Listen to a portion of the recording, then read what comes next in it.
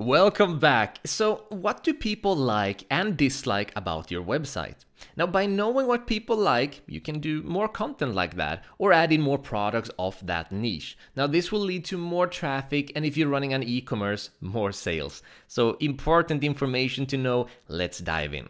So because we're talking about people's behavior on your website, right? What pages they like, it's going to be in the behavior tab. So we're going to open that up, and then we're going to go down to site content and then click on all pages. Now, the first thing we want to do is make sure that we have our dates set correctly. If you're coming from the previous lecture, probably going to be back in 2018. So we're going to go to date range and make sure that it's in the last 30 days and then hit apply. Now, scrolling down, what we're looking for is what pages do people like and what pages do people dislike. And we're going to look at the bounce rate as the main statistics here. Okay, so we're going to look at what pages has a high bounce rate. Remember, where people enter the site and then they directly exit. That is a bounce. So high bounce rate means that a lot of people just leave without checking it out or doing anything more. And a low bounce rate means that they stay or they take action or they stick around and read. So we're going to look for which pages has a high bounce rate, which has a low bounce rate, and ask the question,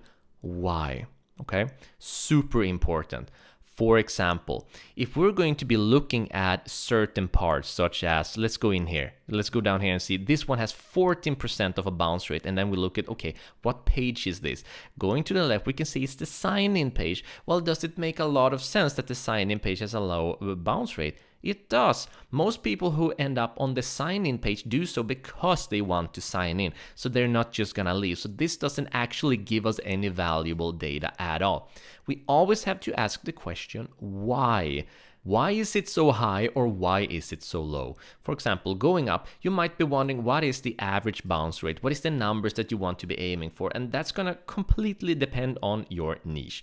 So if you have, for example, a website that is all about, focusing in on a very specific or a select few people, that's a very high-end product, you can expect a higher bounce rate. But that's because also that your customers are much more valuable to you. But if you're selling something on average, or you're trying to just, go within the $10 to, $300 range of a product, then a bounce rate below 80% is usually a good bounce rate, okay? So below 80% and you're in the clear. Above that is probably something wrong. So if we go down, this is page 1, if we go to the other page and look around, we can see that down here, for example, this one has a pretty high bounce rate, 53.9%. And you have to ask the question, okay, why does it have such a high bounce rate?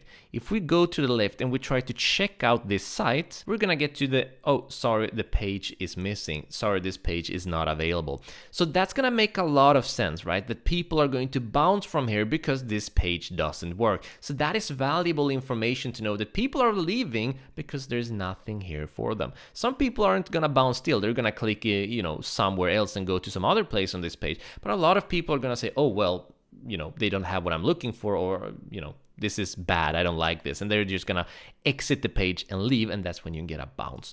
So when you're looking at the bounce rates, always ask the question why and check out that site. Now, if we go back to the first page again and we look at the home page, we know that the home page is getting the majority of page views.